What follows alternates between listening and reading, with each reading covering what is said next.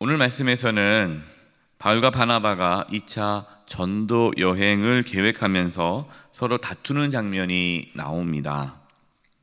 그러나 하나님께서 또 각자의 그 사명의 길로 이끌어 가시는 모습을 우리는 말씀을 통해서 볼 수 있습니다. 여러분, 하나님의 일은 누가 하실까요? 하나님이 하십니다. 우리는 역사를 이끌어 가시는 하나님을 늘 인정하며 겸손히 순종해야 합니다.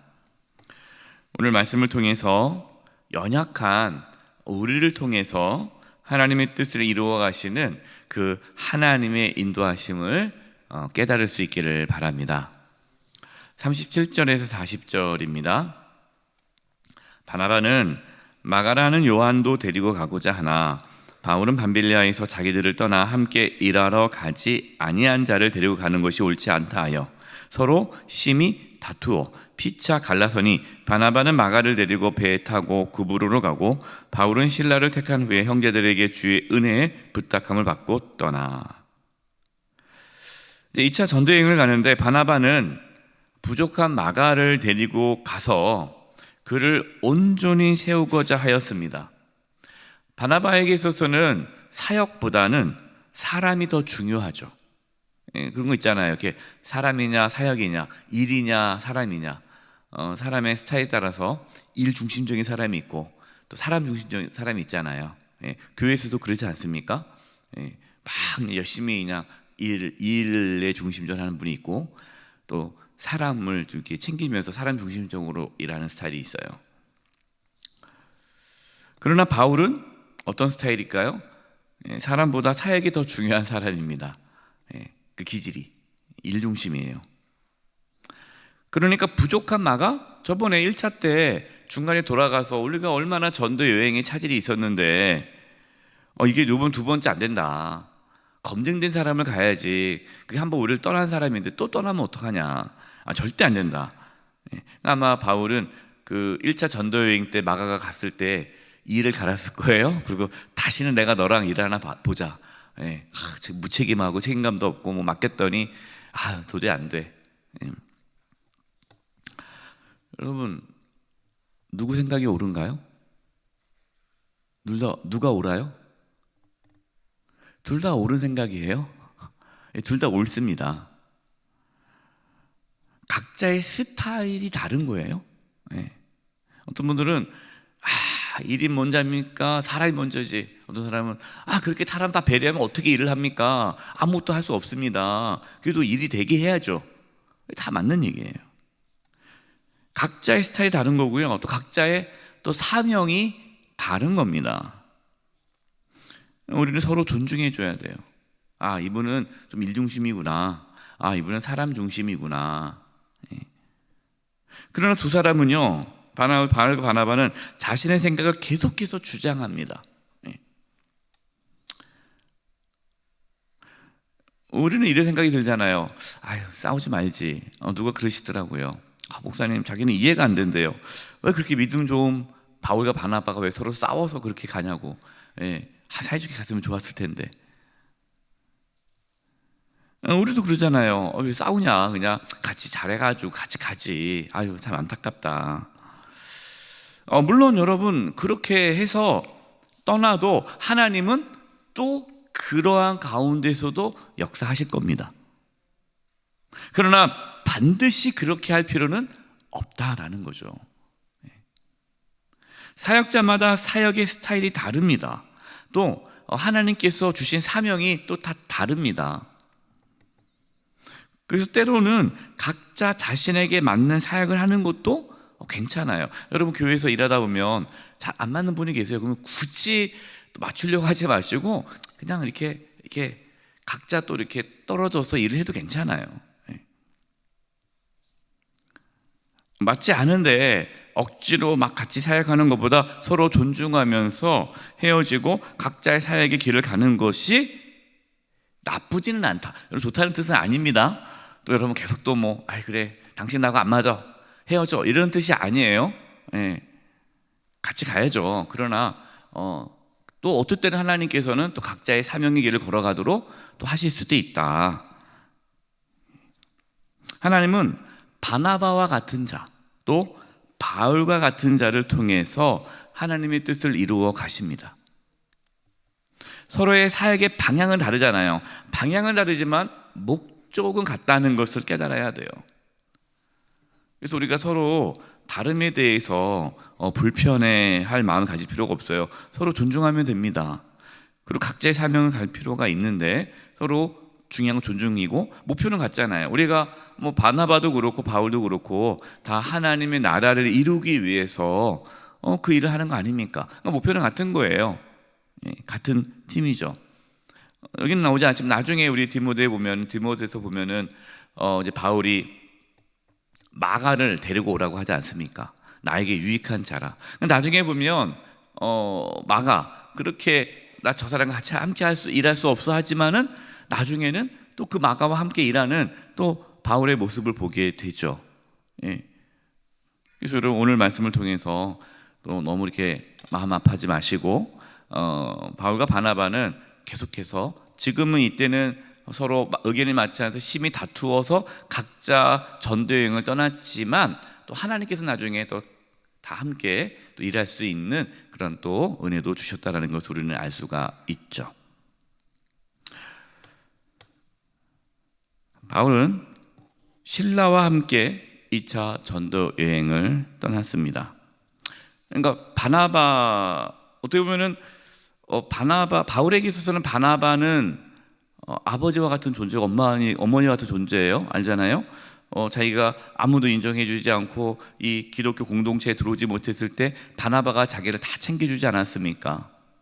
그러나 이제는 하나님께서는 바나바와 또 이렇게 떨어지면서 또 새로운 사람을 만나게 해주시죠. 그게 실라예요, 실라. 그리고 루스드라에서는 디모데라는 젊은 사역자를 만나게 합니다.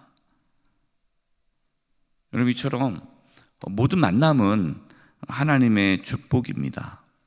여러분, 우연한 만남은 없어요. 뭐 그런 노래는 있지만 그런 노래도 아니죠. 우리의 만남은 우연이 아니었어. 우연한 만남은 없어요. 다 만남 가운데 하나님의 인도하심이 있습니다. 여러분, 하나님은요 이렇게 만남을 통해서 하나님의 뜻을 이루어 가십니다. 그래서 우리에게 동역자를 붙여주세요. 동역자. 우리는 영수의 교회라는 이 공동체 안에서요 만난 동역자입니다. 귀한 동역자들이죠.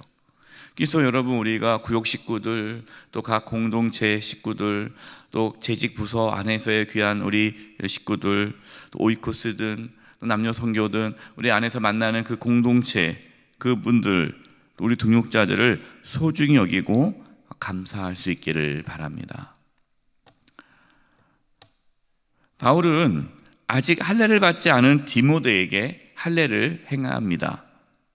이상하죠? 바울은 늘 얘기하잖아요. 할례로 구원받는 것이 아니다. 할례 받지 않아도 된다라고 늘 가르쳤는데 왜 바울은 디모데에게 할례를 받게 했을까요? 할례를 받은 유대인들에게 복음을 전하기 위해서죠. 여러분, 할례를 받지 않으면 유대인 회당에 들어올 수가 없습니다. 그러니까 바울은 복음을 전하기 위해 회당에 들어가야 되니까 그들의 문화, 유대인의 문화, 할례를 받도록 한 것이죠. 그러니까 이것은 구원을 받기 위해 할례를 받게 한 것이 아니라 복음을 효율적으로 전하기 위해 할례를 받도록 한 것입니다. 여러분, 이것이 중요한 또 우리의 신앙의 태도예요. 여러분, 우리가 복음을 전한다면서요 때로는 우리가 복음이 아니라 자기가 익숙한 문화를 전하려고 합니다. 예를 들어 볼게요. 여러분, 예배 시간에 모자 쓰는 거 돼야 안 돼요? 어떤 분들은 모자를 벗어야 된다고 생각을 해요. 그러나 어떤 분들은 모자 쓰는 것이 이것이 가장 좋은 모습이기 때문에 모자를 썼습니다. 따라서 여러분, 모자를 쓰느냐 안 쓰냐 이것은 문화적 차이이지 복음은 아니에요. 그래서 제가 중고등부 사역했을 때 학생이 슬리퍼를 신고 왔단 말이에요, 교회를요. 그때 교회 오는 장로님이 엄청 혼냈어요. 교회 오는데, 예배 드리러 오는데 슬리퍼 찔찔 끌고 왔다고. 근데 걔는 슬리퍼가 가장 좋은 신발이잖아요. 그 당시 슬리퍼가 가장 좋은 신발이고 그게 유행이고 자기는 가장 나름대로 멋지게 하고 왔는데 그 장로님은 그 슬리퍼가 본인이 생각하기에는 그는 예의가 어긋나는 신발이라는 그 문화죠. 문화예요. 그건 문화지 복음이 아니죠. 그걸로 인해서 걔가 엄청나게 상처를 받았단 말이에요. 그럼 그것은 잘못된 태도입니다. 여러분, 문화를 복음으로 착각하셔서 자기의 익숙한 문화를 복음이라고 강요하지 마시기 바랍니다. 우리는 문화를 전하는 게 아니라 복음이고, 때로는 상대방의 문화에 맞춰서 우리가 접근하는 게 필요하죠. 복음을 전하기 위해서. 지금 바울이 그것을 보여주는 겁니다. 우리 지난 주일 말씀처럼 자기 중심성이 아니라 하나님 중심성으로 가야 한다는 거예요. 바울과 일행은 아시아로 가서 복음을 전하려고 하였습니다. 그러나 성령님께서는 아시아로 가는 것을 막으셨어요. 또 비두니아로 가려고 했었습니다. 또 성령님은 허락하지 않으셨습니다. 여러분, 오늘 말씀을 통해서 우리가 알 수 있는 것은 바울과 그 일행이 성령의 인도하심을 받아 가지만 때로 성령께서 막으셨다는 걸 알 수가 있어요. 이게 무슨 뜻일까요? 여러분, 성령의 인도함을 받는다는 것이 그냥 가만히 있다가 하나님께서 여기로 가라 그럼 여기로 갔다가, 가만히 있다가 여기로 가라 그럼 여기로 갔다가, 이게 아니라는 거예요. 우리가 기도하면서 이것이 좋겠다, 하나님께서 주시는 것 같다 라는 그러한 마음의 확신이 있으면 그냥 가는 거예요. 움직이는 거예요. 근데 움직이다 보면 때로는 잘못 판단할 수 있지 않겠습니까? 그럼 막히는 거죠. 그러니까 하나님은 우리 보고 가만히 있으라는 것이 아니라 움직이라는 거예요. 억지로 또 막았을 때 억지로 그 길을 가면 안 되는 겁니다. 저도 2번이나 선교사 가는 길을 하나님께서 막으셨어요. 다 됐는데 안 되더라고요. 2번이나 이게 안 됐어요. 여러분, 지금 여러분이 하고 있는 일에 최선을 다하시기 바랍니다. 그리고 그 길이 아니면 하나님께서 또 다른 길을 열어주실 거예요. 하나님은 바울과 일행을 아시아가 아닌 유럽인 마게도냐로 인도해 주셨습니다. 그런데 여기서요, 말씀 보니까 마게도냐로 건너가기 위해 바울과 일행은 힘썼다라고 말씀하고 있어요. 여러분, 하나님의 인도하심이 있다고 해서요 그냥 편안하게 그냥 쑥 가는 게 아닙니다. 하나님께서 막으실 때도 있지만 하나님께서 길을 열어줄 때도 힘듦이 있다는 거예요. 힘써야 한다는 거예요. 그 길이 험하고 힘들 수도 있습니다. 바울과 일행이 도착한 도시는 빌립보였습니다. 빌립보에는 회당이 없었어요. 그래서 바울과 그 일행은 기도할 곳을 찾았습니다. 보통 강가에서 유대인들이 많이 기도하기 때문에 강가로 갔죠. 거기서 이제 하나님을 섬기던 여인들을 만나게 됩니다. 그리고 그들에게 복음을 전하죠. 그때 하나님께서 자색 옷감 장사를 하던 루디아라는 여인의 마음을 열어서 복음을 받아들이게 하십니다.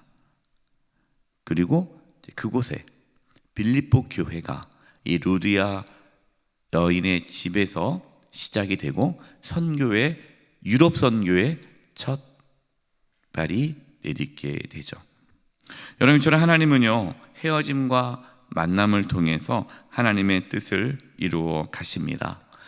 그래서 우리 늘 서로 존중하며 또 하나님의 인도하심을 받아 또 하나님의 귀한 일들을 잘 감당할 수 있기를 축원드립니다.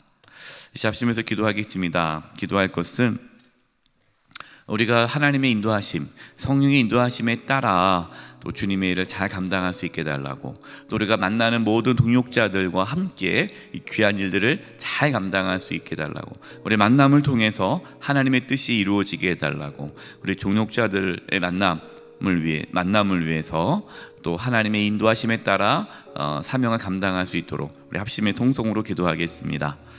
하나님 아버지, 감사합니다. 오늘 하나님의 인도하심에 대해서 말씀을 나눴습니다. 하나님, 저희들이 늘 성령의 충만함 가운데에 성령의 이끄심에 따라 살아갈 수 있게 해주시옵소서. 하나님, 우리에게 귀한 만남을 허락해 주심을 감사합니다. 우리 한 영혼 한 영혼 또 이 만남, 공동체 안에서 만남을 소중히 여기게 도와주시고, 우리 만남을 통하여 하나님의 뜻을 이루어 가시는 그 하나님의 인도하심을 경험케 하여 주시옵소서. 성령 하나님 우리를 이끌어 주시고 문화를 복음이 아니라 문화를 주장하는 것이 아니라 복음을 붙잡고 살아갈 수 있는 우리 모두가 되게 하여 주시옵소서. 하나님 아버지 감사합니다. 우리가 영수의 교회라는 공동체 안에서 만나게 해주시고 함께 주님을 섬기게 하심을 감사합니다. 만남을 소중히 여기게 해주시고 우리의 만남을 통하여 하나님의 뜻이 이루어감을 경험케 하여 주시옵소서. 늘 성령의 인도하심에 따라 살아가기를 원합니다. 또 나에게 익숙한 문화를 주장하는 것이 아니라 복음을 나누고 또 그 복음 안에서 함께 주님을 섬겨 나갈 수 있도록 역사하여 주시옵소서. 예수님의 이름으로 기도드립니다. 아멘.